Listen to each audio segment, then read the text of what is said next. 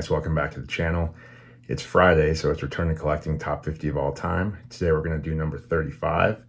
As always, the ranking is my opinion, and I'm curious your thoughts on the ranking and the player if you comment below. I hope all of you had a fantastic Thanksgiving yesterday, and yeah, here we are, number 35. All right, guys, so number 35 on the list is Eddie Collins. Here's his T206 rookie card in a SGC3. It's a great looking portrait card. Love that red background. There's the back of it. And then we also have his autograph in red, which is kind of cool. This is authenticated by PSA. There's a authentic Eddie Collins auto. It's kind of cool to have. It's an old autograph. So Edward Trowbridge Collins was born on May 2nd, 1887 in Millerton, New York. He played baseball for Columbia University, where he excelled in hitting and stealing bases. Collins signed with the Philadelphia A's while still attending Columbia. As such, he played his minor league games under pseudonyms in order to protect his collegiate status. In 1906, Collins got caught playing minor league ball and lost his status. Since he no longer had to fake it to play for Columbia, he made his major league debut for the A's. As a starting second baseman, Collins was part of Connie Mack's $100,000 infield, where he went on to win 3 of his 6 World Series championships. Collins could do it all. This was before hitting home runs were a thing, of course. He was a dominant hitter and base runner. When Mack tried to sign Collins for a 5-year contract, the longest guaranteed contract ever offered to a player up to that point, Collins declined. Mack traded Collins to the White Sox in 1914. The White Sox paid Collins $15,000 per season, making him the 3rd highest paid player behind Ty Cobb and Tris Speaker. Collins was a member of the 1919 Black Sox, but was never implicated in throwing a game. Collins continued to dominate at the plate into his 40s.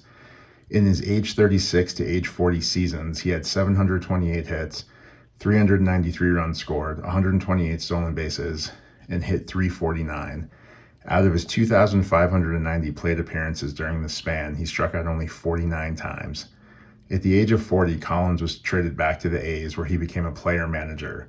He won back-to-back World Series as the A's manager in 1929 and 1930. Collins won the MVP award in 1914 and 6 World Series titles, including 5 with the A's, making him the only player who was not a Yankee to win 5 World Series with the same team. His season performance includes leading the league in runs scored 3 times, stolen bases 4 times, including 81 stolen bases in 1910, and walks once. For his career, he had 1,821 runs scored, 18th all-time, 3,315 hits, 12th all-time, 438 doubles, 187 triples, 12th all-time, 1,299 RBIs, 741 stolen bases, 8th all-time, 333 career batting average, 25th all-time in Major League Baseball, 424 on base percentage, 12th all-time in Major League Baseball. Out of his 12,087 plate appearances over his 25-year career, he only struck out 467 times. In his 6 times playing in the World Series, Collins hit over 403 of those times. Collins was elected to Cooperstown in 1939 with 78% of the vote. His class consisted of himself, George Sisler, and Willie Keeler. It was quite competitive back then, guys. Rogers Hornsby and Ed Delahanty didn't make the cut that year. Upon retiring as a player, Collins became a full-time coach for the A's.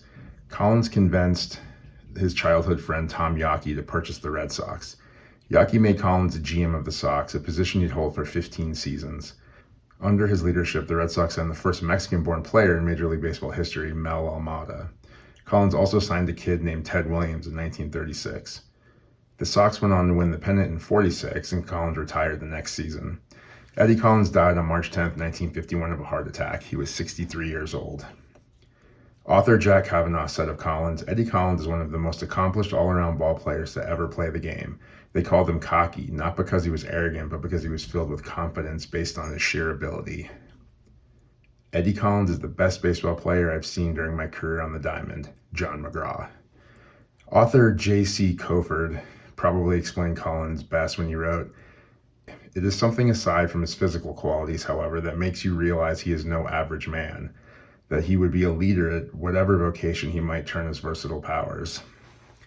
So Eddie Collins, guys, number 35 on the Return to Collecting top 50 of all time.